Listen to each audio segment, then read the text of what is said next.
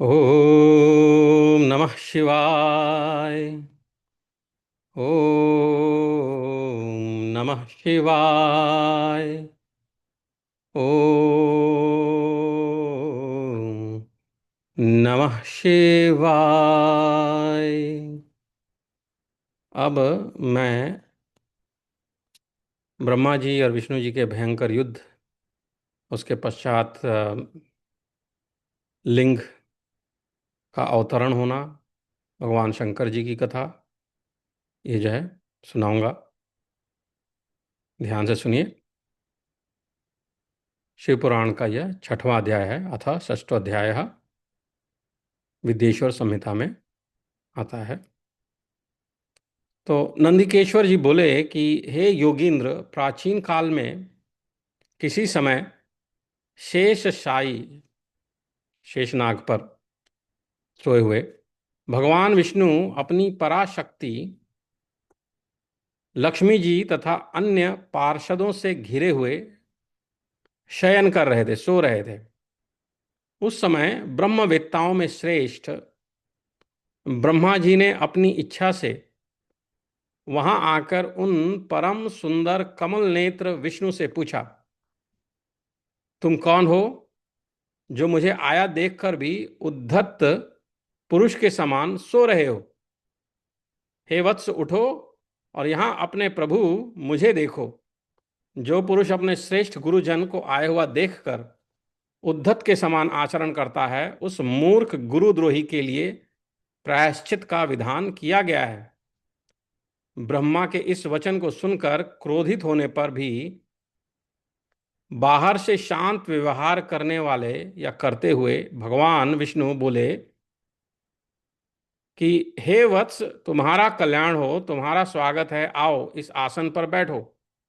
तुम्हारे मुखमंडल से व्यग्रता प्रदर्शित हो रही है और तुम्हारे नेत्र विपरीत भाव सूचित कर रहे हैं। ऐसा सुनने पर ब्रह्मा जी बोले कि हे वत्स, हे विष्णु, काल के प्रभाव से तुम्हें बहुत अभिमान हो गया है। हे वत्स, मैं जगत का पितामह और तुम्हारा रक्षक हूं। ऐसा सुन विष्णु जी बोले कि हे वत्स, यह जगत मुझ में ही स्थित है। तुम केवल चोर के समान दूसरे की संपत्ति को व्यर्थ अपना ही मानते हो। तुम मेरे नाभि कमल से उत्पन्न हो, अतः तुम मेरे पुत्र हो।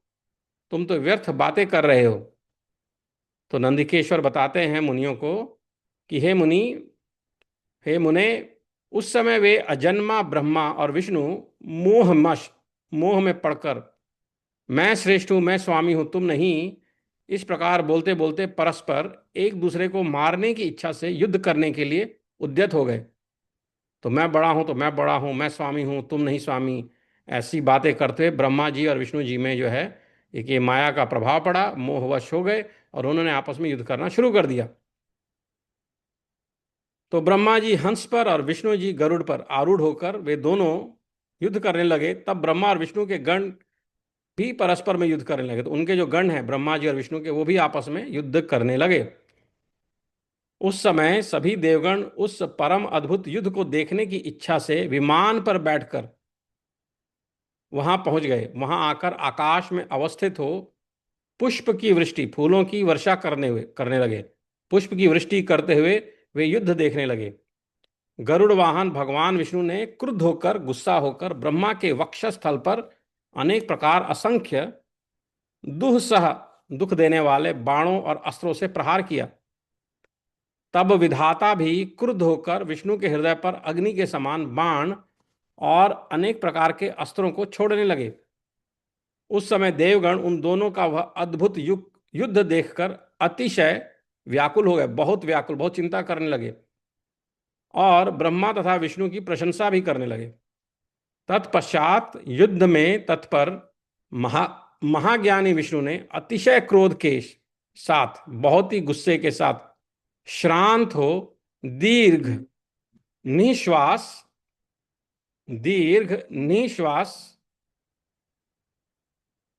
तो युद्ध में लगे हुए तत्पर महाज्ञानी विष्णु जी ने, विष्णु भगवान ने अतिशय क्रोध के कारण, जैसा कि पहले फिर से बता देता हूँ, हाँ, बहुत क्रोध आया और उसके कारण शांत हो दीर्घ निश्वास लेते हुए ब्रह्मा जी को लक्ष्य कर भयंकर माहेश्वर अस्त्र का संधान किया।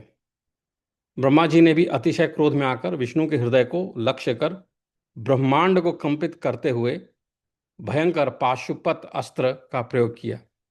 ब्रह्मा और विष्णु के सूर्य के समान हजारों मुख वाले अत्यंत उग्र तथा प्रचंड आंधी के समान भयंकर दोनों अस्त्र आकाश में प्रकट हो गए। इस प्रकार ब्रह्मा और विष्णु आपस में भयंकर युद्ध करने लगे। हे तात, उस युद्ध को देखकर सभी देवगण राज विप्लव के समय ब्राह्मणों के समान अतिशय दुखी और व्याकुल होकर परस्पर कहने लगे, अब इतना बड़ा युद्ध हो रहा है तो दुखी होंगे।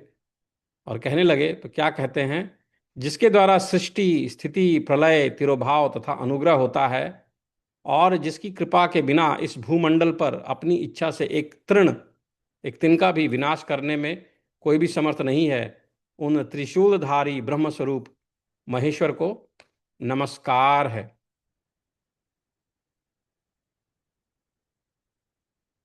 ततो देवगणा सर्वे विषण्णा भृशमाकुला ऊचुः परस्परं तात राक्षसोभे यथा द्विजा सृष्टि स्थितिश्च संहारः स्तरो भावोऽप्यनुग्रहः यस्मात् प्रवर्तते तस्मै ब्रह्मणे च त्रिशूलिने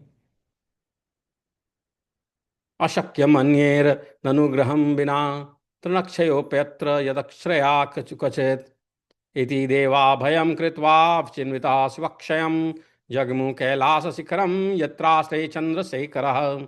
तो भयभीत देवागण ऐसा सोचते हुए चंद्रशेखर महेश्वर भगवान शंकर जहाँ विराजमान थे उस शिव स्थान कैलाश के शिखर पर गए। शिव के उस प्रणव आकार स्थान को देखकर वे देवता प्रसन्न हुए और प्रणाम करके भवन में प्रविष्ट हुए। उन्होंने वहां सभा के मध्य में स्थित मंडप में देवी पार्वती के साथ रत्नमय आसन पर, रत्न से जड़ित आसन पर विराजमान देवश्रेष्ठ शंकर जी का दर्शन किया। वे वाम चरण के ऊपर, बाएं चरण के ऊपर दक्षिण चरण और उसके ऊपर वाम कर कमल बायां हाथ रखे हुए थे। समस्त शुभ लक्षणों से संपन्न थे और चारों ओर शिवगण उनकी सेवा में तत्पर थे। शिव जी के प्रति उत्तम भक्ति भाव वाली कुशल रमणियां उन पर चंवर डुला रही थी। वेद निरंतर उनकी स्तुति कर रहे थे और वे अनुग्रह की दृष्टि से सबको देख रहे थे।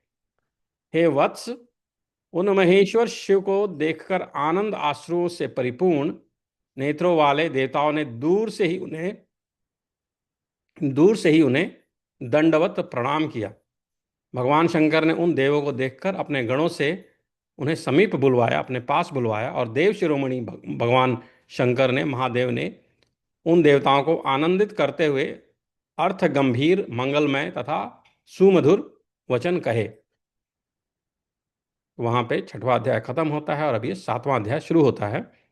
तो इसमें बताते हैं कि शंकर जी बोले, हे पुत्रों, आपकी कुशल तो है, आप सब लोग ठीक तो हैं, मेरे अनुशासन में जगत तथा देवश्रेष्ठ अपने अपने कार्यों में लगे तो हैं, मतलब सब अपना काम तो कर रहे हैं। हे देवताओं, ब्रह्मा और विष्णु के बीच होने वाले युद्ध का वृत्तांत तो मुझे पहले से ही ज्ञात था। आप लोगों ने यहाँ आने का परिश्रम करके उसे पुनः बताया है। हे सनत कुमार, उमापति शंकर ने इस प्रकार मुस्कुराते हुए मधुर वाणी में उन देवगणों को संतुष्ट किया। इसके बाद महादेव जी ने ब्रह्मा और विष्णु की युद्ध स्थल में जाने के लिए अपने सैकड़ों गणों को वहीं सभा में आज्ञा दी। तब महादेव जी के प्रयाण के लिए अनेक प्रकार के बाजे बजने लगे और उनके गणाध्यक्ष भी अनेक प्रकार से सज धज कर वाहनों पर सवार होकर जाने के लिए तैयार हो गए। भगवान उमापति 5 मंडलों से सुशोभित आगे से पीछे तक प्रणव यानी ओम की आकृति वाले सुंदर रथ पर आरूढ़ हो गए। इस प्रकार पुत्रों और गणों सहित प्रस्थान किए हुए शिव जी के पीछे पीछे इंद्र आदि सभी देवगण भी चल पड़े। विचित्र ध्वजाएं, पंखे, चवर, पुष्प वृष्टि, संगीत, नृत्य और वाद्यों से सम्मानित पशुपति भगवान शिव भगवती उमा के साथ सेना सहित उन दोनों ब्रह्मा और विष्णु की युद्ध भूमि में आ पहुंचे। उन दोनों का युद्ध देखकर शिव जी ने गणों का कोलाहल तथा वाद्यों की ध्वनि बंद करा दी तथा वे छिपकर आकाश में स्थित हो गए। उधर शूरवीर ब्रह्मा और विष्णु एक दूसरे को मारने की इच्छा से माहेश्वरास्त्र और पाशुपतास्त्र का परस्पर संधान कर रहे थे। ब्रह्मा और विष्णु के अस्त्रों की ज्वाला से तीनों लोक जलने लगे। निराकार भगवान शंकर इस अकाल प्रलय को आया देखकर, बिना समय के प्रलय आने वाला है ऐसा देखकर, एक भयंकर विशाल अग्निस्तंभ के रूप में उन दोनों के बीच प्रकट हो गए।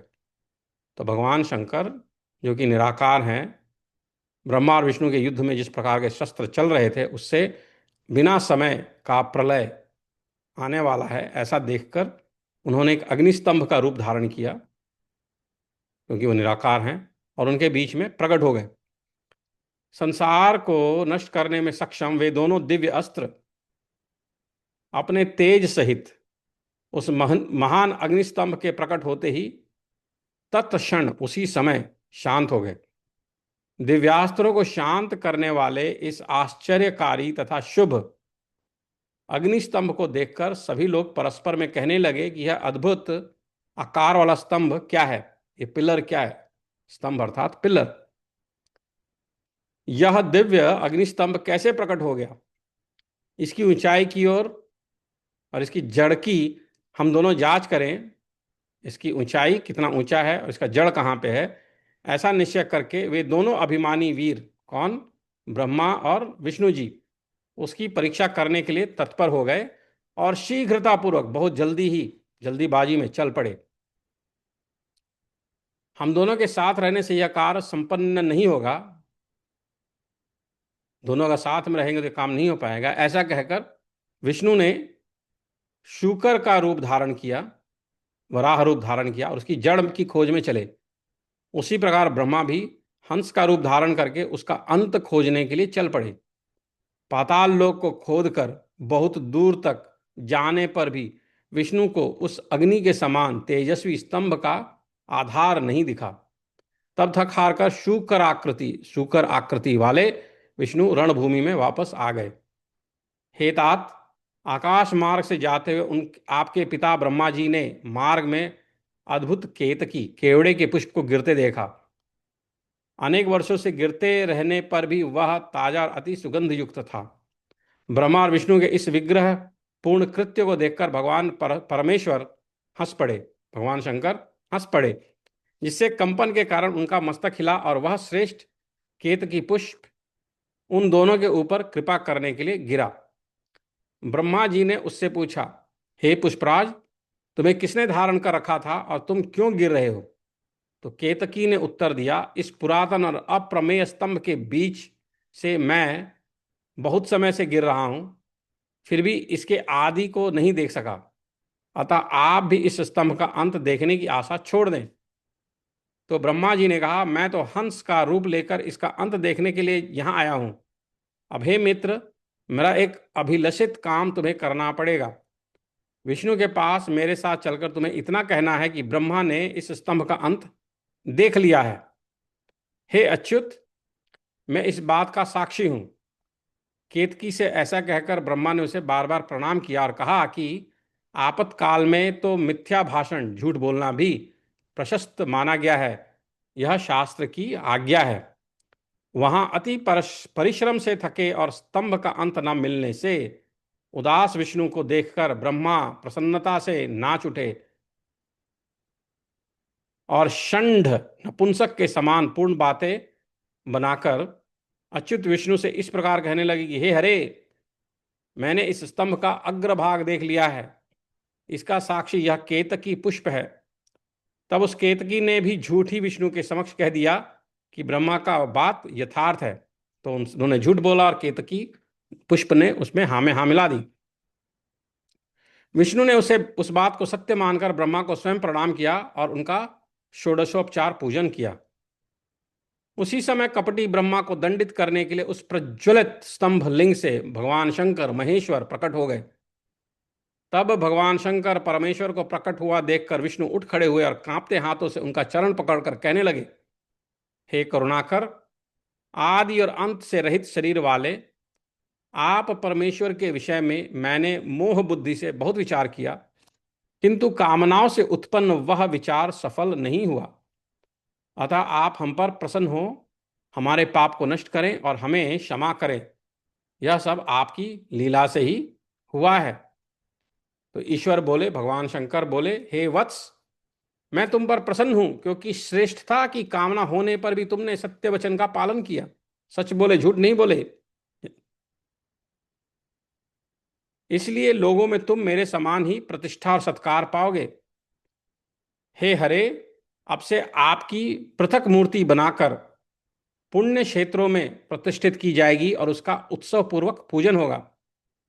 और चूंकि आपने सही काम किया है, इसलिए आपकी भी अलग से मूर्ति बनाकर पुण्य क्षेत्रों में प्रतिष्ठा की जाएगी और वहां पे उत्सव पूर्वक आपका पूजन होगा। इस प्रकार परमेश्वर ने विष्णु की सत्य निष्ठा से प्रसन्न होकर देवताओं के सामने उन्हें अपनी समानता प्रदान की थी। तो उन्होंने उस भगवान विष्णु को अपने समान माना।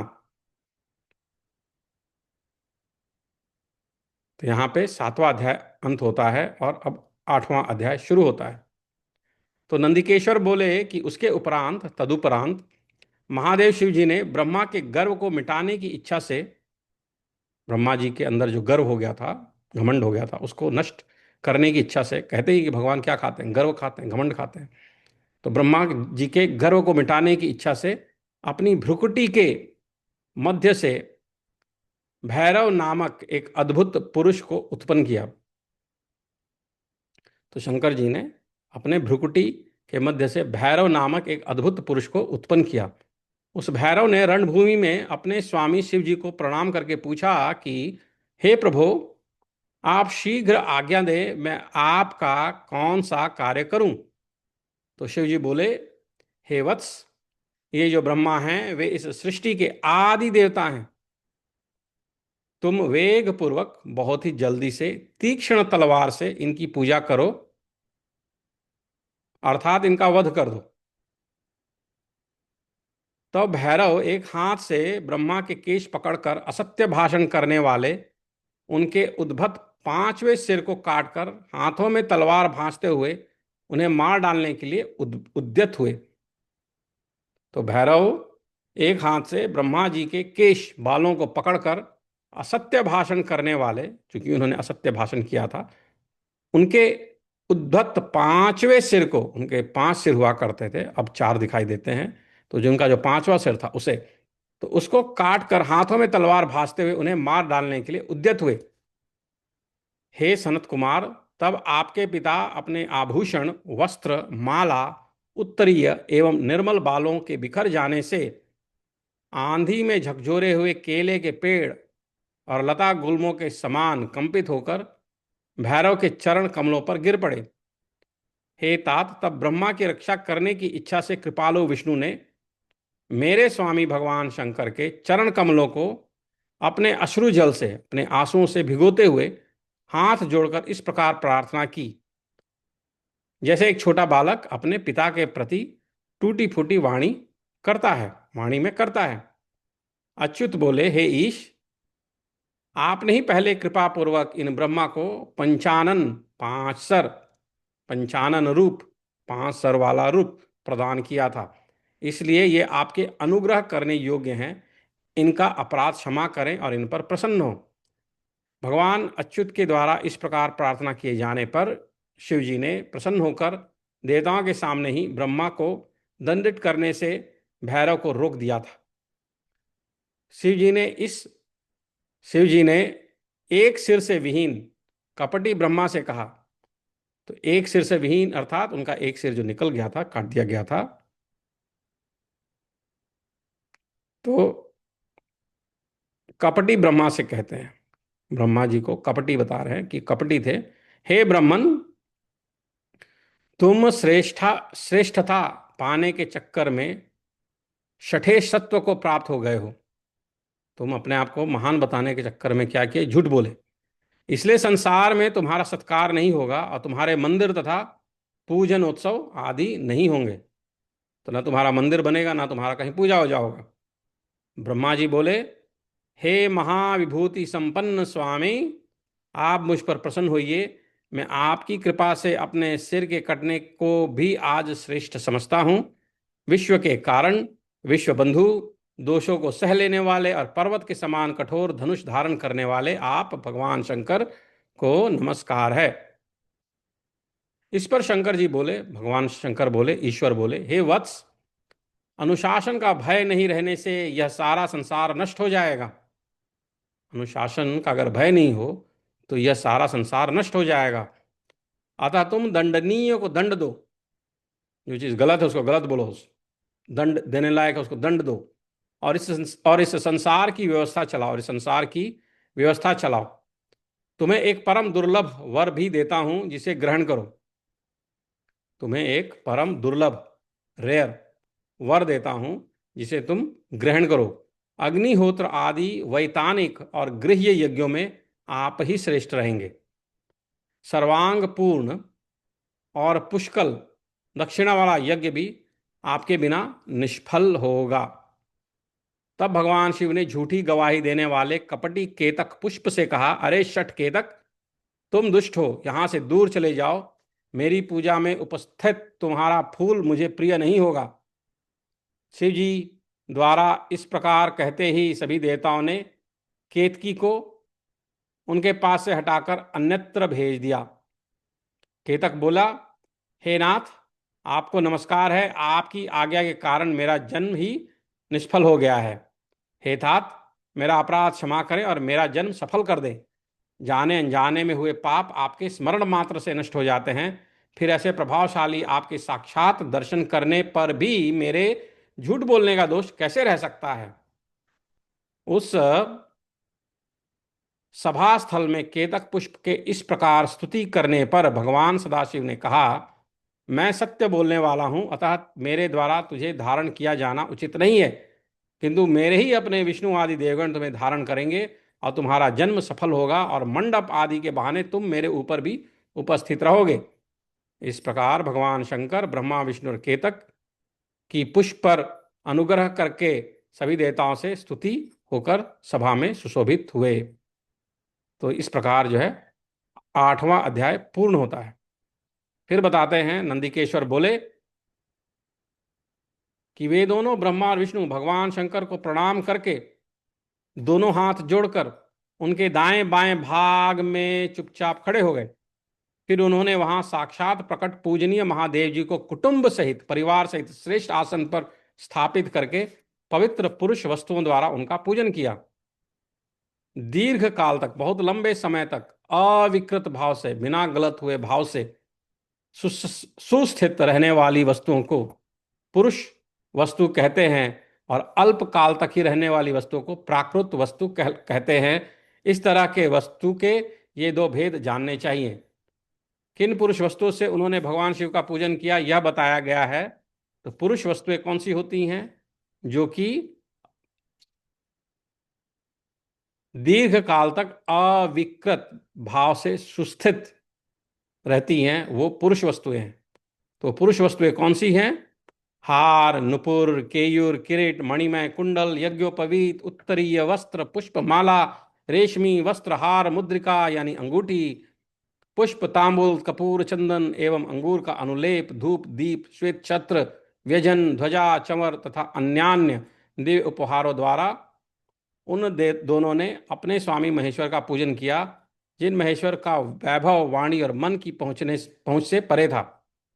जिन महेश्वर का वैभव वाणी और मन की पहुंच से परे था, दूर था, जो केवल पशुपति परमात्मा के ही योग्य थे और जिन्हें पशु बद्ध जीव नहीं पा सकते थे। हे सनत कुमार, स्वामी के योग्य जो जो उत्तम वस्तुएं थी, उन सभी वस्तुओं का भगवान शंकर ने भी प्रसन्नतापूर्वक यथोचित रूप से सभासदों के बीच वितरण कर दिया, जिससे यह श्रेष्ठ परंपरा बनी रहे कि प्राप्त पदार्थों का वितरण आश्रितों में करना चाहिए। तो जो चीज़ मिले उसका जो है वितरण हमें अपने आश्रितों पे करना चाहिए। उन वस्तुओं को ग्रहण करने वाले सभासदों में वहां कोलाहल मच गया। इस प्रकार वहां पहले ही ब्रह्मा तथा विष्णु से पूजित हुए भक्तिवर्धक भगवान शिव विनम्र उन दोनों देवताओं से हंसकर कहने लगे। क्या बोले भगवान शंकर? उन्होंने कहा कि हे पुत्रों, आज का दिन महान है। इससे तुम्हारे द्वारा जो आज मेरी पूजा हुई है, इससे मैं तुम लोगों पर बहुत प्रसन्न हूं। इसी कारण यह दिन परम पवित्र महान से महान होगा।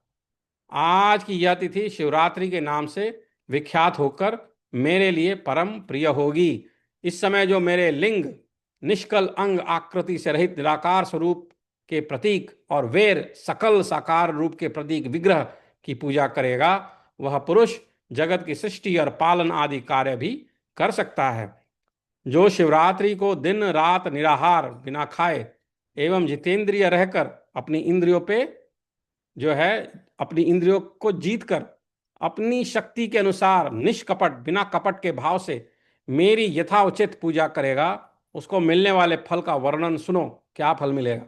1 वर्ष तक निरंतर मेरी पूजा करने पर जो फल मिलता है, वह सारा फल केवल शिवरात्रि को मेरा पूजन करने से मनुष्य तत्काल प्राप्त कर लेता है। जैसे पूर्ण चंद्रमा का उदय समुद्र की वृद्धि का अवसर है, उसी प्रकार यह शिवरात्रि तिथि मेरे धर्म की वृद्धि का समय है। इस तिथि में मेरी स्थापना आदि का मंगलमय उत्सव होना चाहिए। हे वत्सो, पहले मैं जब ज्योतिर्मय स्तंभ रूप से प्रकट हुआ था, जब मैं ज्योतिर्मय स्तंभ रूप पिलर के रूप में प्रकट हुआ था, लिंग के रूप में प्रकट हुआ था, उस समय मार्गशीर्ष मास में आर्द्रा नक्षत्र था। तो जिस दिन स्तंभ रूप में प्रकट हुए थे, उस वो जो है महीना था मार्गशीर्ष का और नक्षत्र था आर्द्रा। उस दिन जो है वो प्रकट हुए थे। अतः जो पुरुष मार्गशीर्ष मास में आर्द्रा नक्षत्र होने पर मुझ उमापति का दर्शन करता है अथवा मेरी मूर्ति या लिंग की ही झांकी का दर्शन करता है, वह मेरे लिए कार्तिकेय से भी अधिक प्रिय है। उस दिन मेरे दर्शन मात्र से पूरा फल प्राप्त होता है। यदि दर्शन के साथ साथ मेरा पूजन भी किया जाए तो उसका अधिक फल प्राप्त होता है, जिसका वाणी द्वारा वर्णन नहीं हो सकता। इस रणभूमि में मैं लिंग रूप से प्रकट होकर बहुत बड़ा हो गया था। अतः उस लिंग के कारण यह भूतल लिंग स्थान के नाम से प्रसिद्ध हुआ। हे पुत्रों, जगत के लोग इसका दर्शन और पूजन कर सकें, इसके लिए यह अनादि और अनंत ज्योति स्तंभ अत्यंत छोटा हो जाएगा। तो उस समय तो इतना बड़ा था, ना आदि था ना अंत था, ये ज्योति स्तंभ था, और उसको ना ब्रह्मा जी खोज पाए उसका अंत, ना विष्णु जी खोज पाए। पर कहते हैं भगवान शंकर कि हे पुत्रो, जगत के लोग इसका दर्शन और पूजन कर सके, इसको देख सके और पूजा कर सकें, इसलिए यह अनादि और अनंत ज्योति स्तंभ अत्यंत छोटा हो जाएगा। यह लिंग, यह निशानी सब प्रकार के भोगों को सुलभ कराने वाला और भोग तथा मोक्ष का एकमात्र साधन होगा। इसका दर्शन, स्पर्श और ध्यान प्राणियों को जन्म और मृत्यु से छुटकारा दिलाने वाला होगा। अग्नि के पहाड़ जैसा जो यह शिवलिंग यहां प्रकट हुआ है, अग्नि स्तंभ जो प्रकट हुआ है, इसके कारण यह स्थान अरुणाचल नाम से प्रसिद्ध होगा। अग्नि के पहाड़ जैसा जो यह शिवलिंग यहां प्रकट हुआ है, इसके कारण यह स्थान अरुणाचल नाम से प्रसिद्ध होगा। यहां अनेक प्रकार के बड़े बड़े तीर्थ प्रकट होंगे। इस स्थान में निवास करने या मरने से जीवों को मोक्ष हो जाएगा। रथोत्सव आदि के आयोजन से, रथ वाले उत्सव वगैरह के आयोजन से करने से यहां सर्वत्र, यहां हर जगह अनेक लोग कल्याणकारी रूप से निवास करेंगे, रहेंगे। इस स्थान पर किया गया दान, हवन और जप, यह सब करोड़ गुना फल देने वाला होगा। यह क्षेत्र मेरे सभी क्षेत्रों में श्रेष्ठतम होगा। यहां मेरा स्मरण करने मात्र से, मुझे सोचने मात्र से प्राणियों की मुक्ति हो जाएगी। अतः यह परम रमणीय क्षेत्र अति महत्वपूर्ण है। यह सभी प्रकार के कल्याणों से पूर्ण, शुभ और सबको मुक्ति प्रदान करने वाला होगा। इस लिंग में मुझ लिंगेश्वर की अर्चना करके मनुष्य सालोक्य, सामीप्य, सारूप्य, साष्टि और सायुज्य, इन पांचों प्रकार की मुक्तियों का अधिकार प्राप्त कर लेगा। आप लोगों को भी शीघ्र ही सभी मनोवांछित फल प्राप्त होंगे। फिर नंदिकेश्वर जी बोलते हैं, बताते हैं कि इस प्रकार विनम्र ब्रह्मा तथा विष्णु पर अनुग्रह करके भगवान शंकर ने उनके जो सैन्य दल परस्पर युद्ध में मारे गए थे, उन्हें अपनी अमृत वर्षणी शक्ति से जीवित कर दिया। उन दोनों ब्रह्मा और विष्णु की मूढ़ता, मूर्खता और पारस्परिक वैर को मिटाने के लिए भगवान शंकर ने उन दोनों से कहने लगे कि मेरे दो रूप हैं, सकल और निष्कल। दूसरे किसी के ऐसे रूप नहीं हैं, अतः मेरे अतिरिक्त अन्य सब अनीश्वर हैं। हे पुत्रों, पहले मैं स्तंभ रूप से प्रकट हुआ, फिर अपने साक्षात रूप से ब्रह्म भाव मेरा निष्कल रूप है, और महेश्वर भाव सकल रूप है। ये दोनों मेरे ही सिद्ध रूप हैं, मेरे अतिरिक्त किसी दूसरे के नहीं। इस कारण तुम दोनों का अथवा अन्य किसी का भी ईश्वरत्व कभी नहीं है। अज्ञान के कारण तुम दोनों को जो यह ईशत्व का आश्चर्यजनक अभिमान उत्पन्न हो गया था, उसे दूर करने के लिए ही मैं इस रणभूमि में प्रकट हुआ हूं। उस अपने अभिमान को छोड़ दो और मुझ परमेश्वर में अपनी बुद्धि को स्थिर करो, लगाओ। मेरे अनुग्रह से ही सभी लोकों में सब कुछ प्रकाशित होता है। इस गूढ़ ब्रह्म तत्व को तुम्हारे प्रति प्रेम होने के कारण ही मैं बता रहा हूं। मैं ही परब्रह्म हूं, कल सगुण और अकल निर्गुण। कल अकल, सगुण निर्गुण, ये दोनों मेरे ही स्वरूप हैं। मेरा स्वरूप ब्रह्म रूप होने के कारण मैं ईश्वर भी हूं। जीवों पर अनुग्रह आदि करना मेरा कार्य है।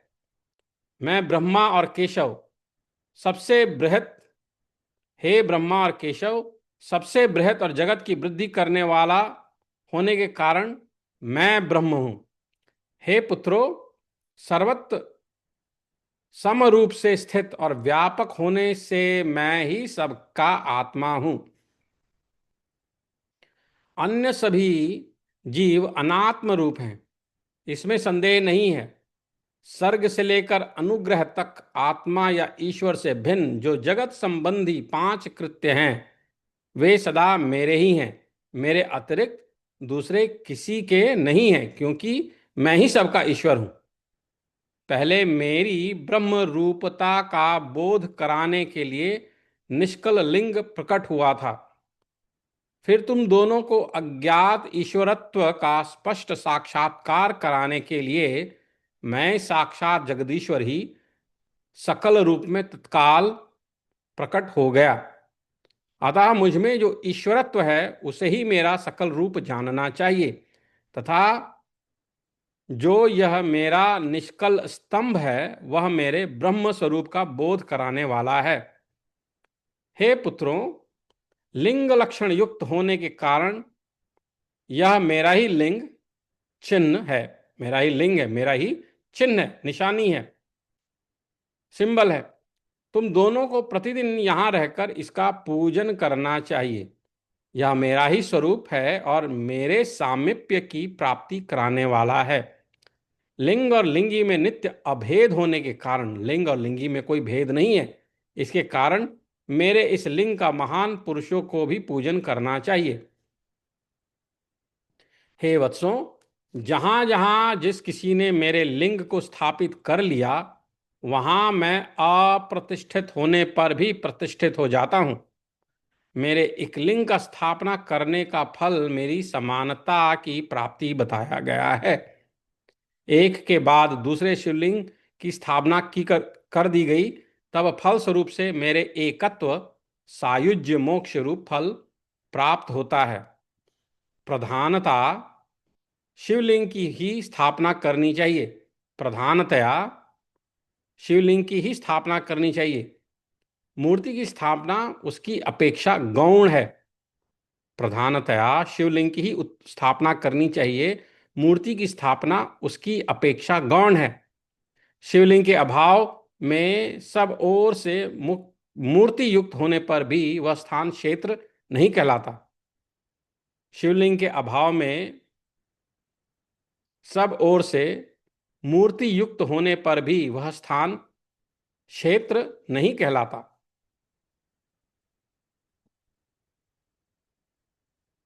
तो इस प्रकार शिवपुराण का 9वां अध्याय समाप्त हुआ।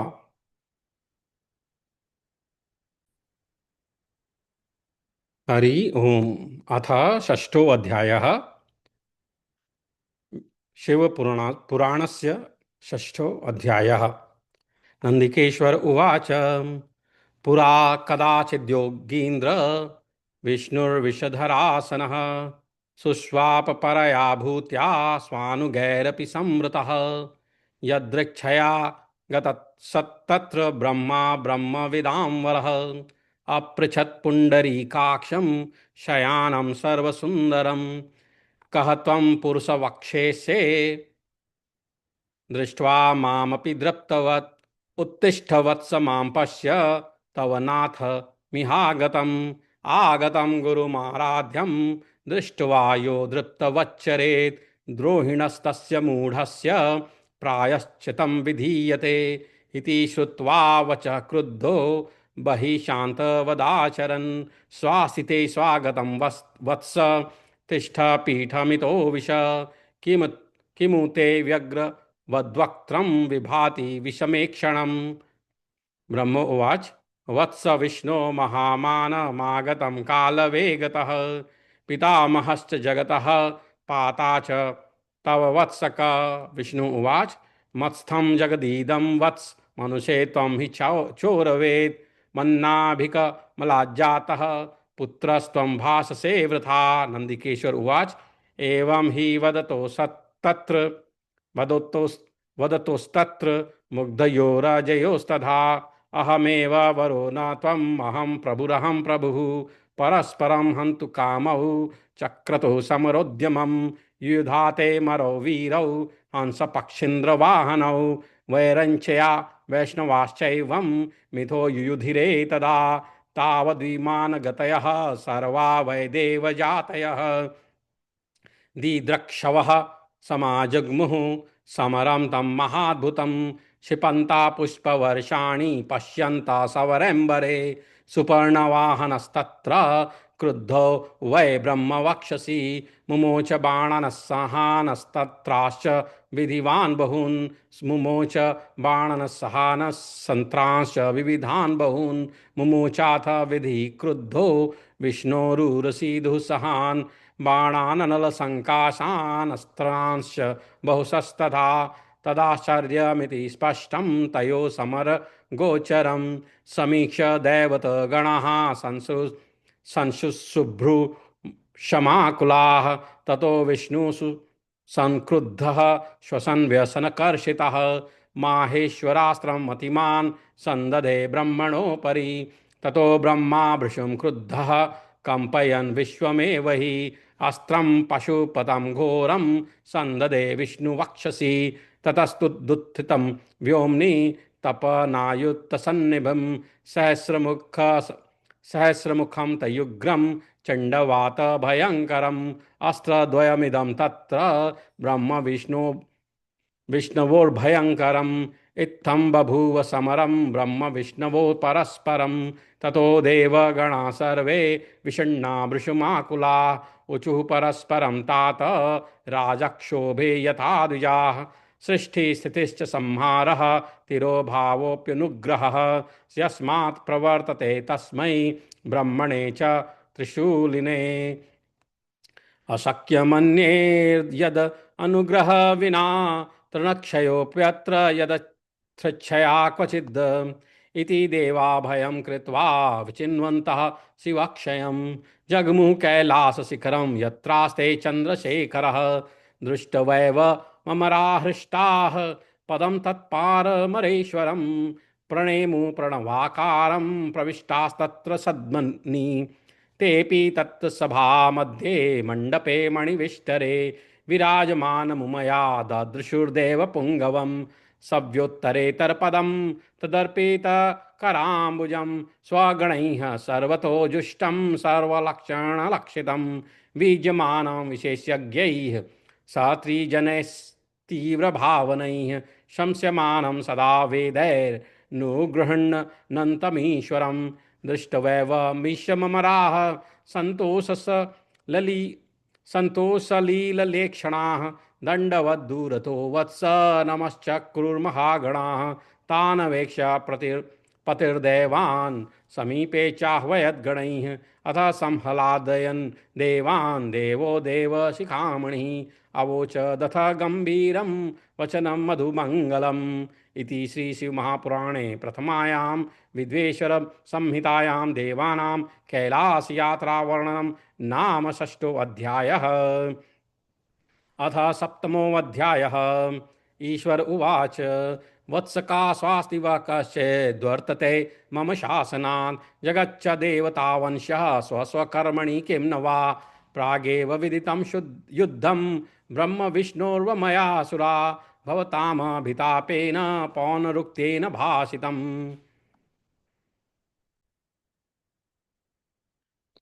वत्सकाः ईश्वर उवाच वत्सकाः स्वास्ति वः कश्चिद्वर्तते मम शासनात् जगच्च देवतावंश स्वस्वकर्मणि किं न वा प्रागेव विदितं युद्धं ब्रह्म विष्णवोर्मयासुराः भवतामभितापेन पौनरुक्तेन भाषितम् इति सस्मितया माधव्या कुमारपरिभाषया समतोषयदम्बाया स प्रतिस्तत्सुरव्रजम् अथ युद्धाङ्गणं गन्तुं हरिधात्रोरधीश्वरः आज्ञापयद्गणेशानां शतं तत्रैव संसदि ततो वाद्यं बहुविधे प्रेरणाय परेषितुः गणेश्वराश्च सन्नद्धा नानावाहनभूषणाः प्रणवाकारमाद्यन्तं पञ्चमण्डलमण्डितम् आरुरोह रथं भद्रम् अम्बिकापात्पतिरीश्वरः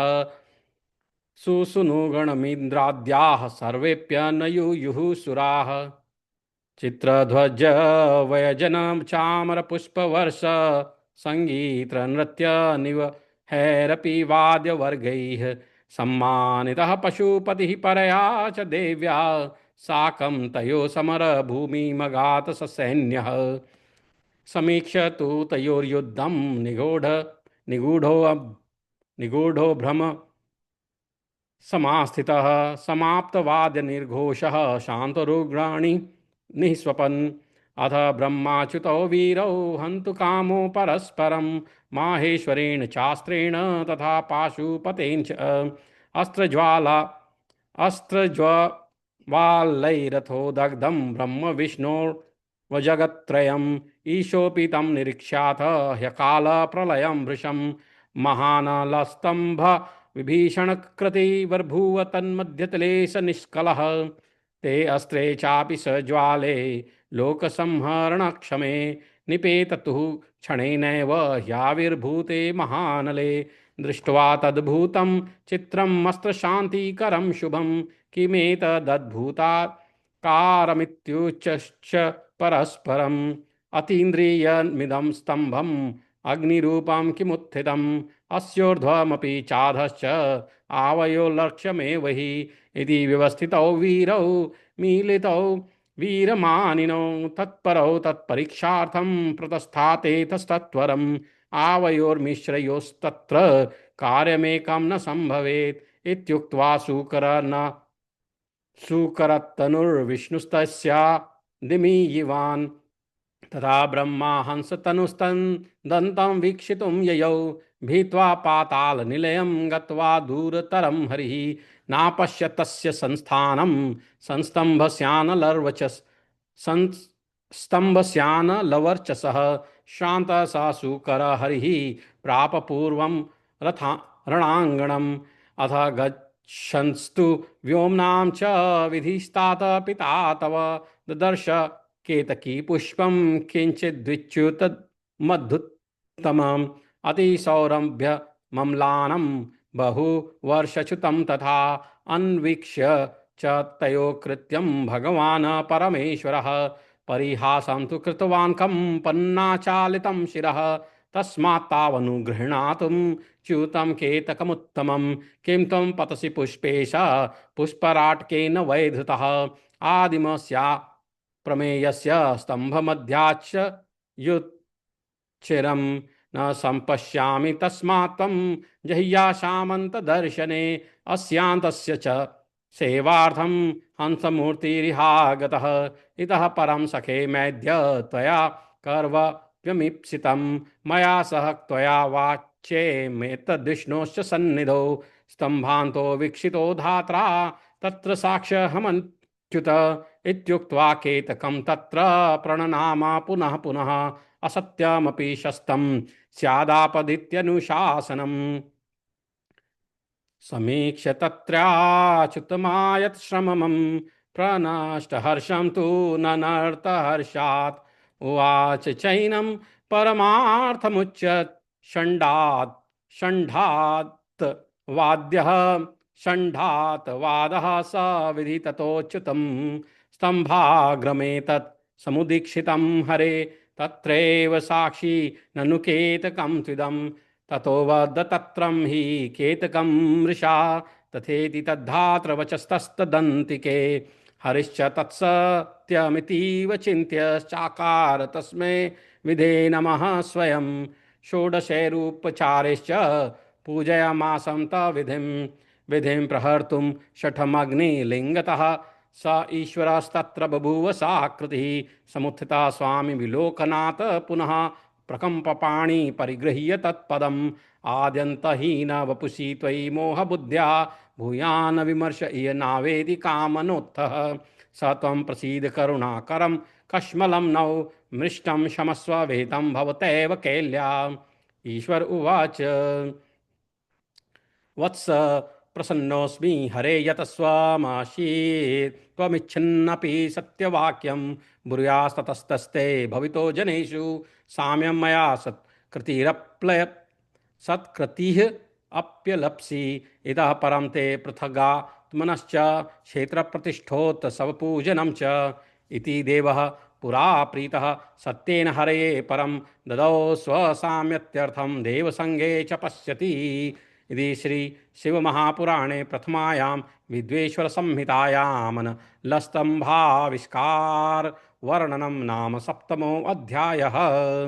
अथ अष्टमोऽध्यायः। नन्दिकेश्वर उवाच ससर्जाथ महादेवः पुरुषं कश्चिदद्भुतं भैरवाख्यं भ्रुवो मद्याद् ब्रह्मदर्पजिधांसया स वै तदा तत्र पतिं प्रणम्य शिवमङ्गणे किं कार्यं करवाण्यत्र शीघ्रमाज्ञापय प्रभो। शिव उवाच वत्स योऽयं विधि साक्षात् जगत्तामाद्य दैवतं नूनमर्च्य खड्गेन तिग्मेन यवसा परम्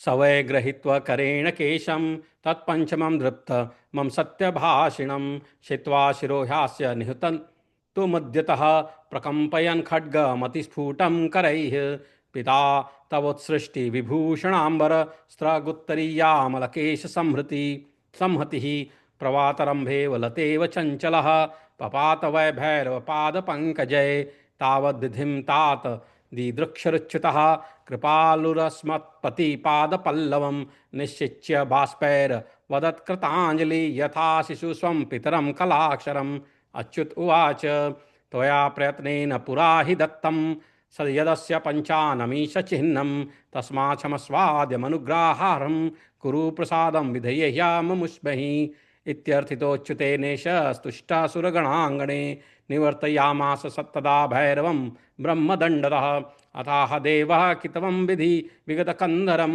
ब्रह्मस्त्वं हर्ण काङ्क्षी षठेशत्वं समासित नातस्ते सत्कृतिलोर्यके नातस्ते सत्कृतिर्लोके भूयात् स्थानोत्सवादिकं ब्रह्मो उवाच स्वामिन प्रसीदाद्य महाविभूते मन्ये वरं मे शिरसा प्रमोक्षं नमस्तुभ्यं भगवते बन्धवे विष्णुयोनये शैष्णवे च दोषाणां सम्भवे शैलधन्वये धन्वने। ईश्वर उवाच अराज भय तद्वये जगत सर्वं नशिष्यति ततस्त्वं जहि दण्डार्हं वह लोकाधुरं शिशौ वरं ददामि ते तत्र ग्रहाण दुर्लभं परं वैतानिकेषु गृह्येषु यज्ञेषु च भवान् गुरुः निष्फलस्तव धृते यज्ञः संगश्च सह दक्षिणा अथाह देवाकितवं केतकं कूटसाक्षिणं रे रे केतका दृष्टस्त्वं शठदुरमितो व्रज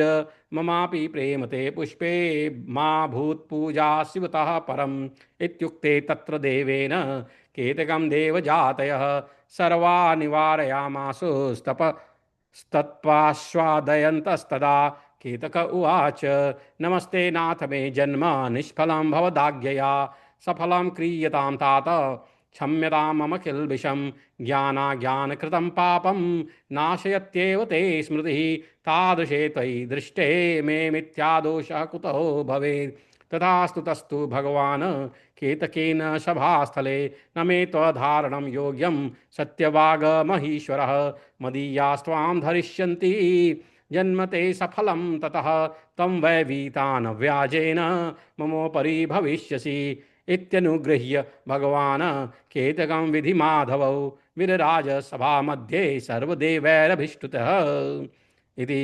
श्रीशिवमहापुराणे प्रथमायां विद्वेश्वरसंहितायां शिवानुग्रहवर्णनं नामाष्टमोऽध्यायः। इस प्रकार 8वां अध्याय समाप्त होता है। ओम नमः शिवाय।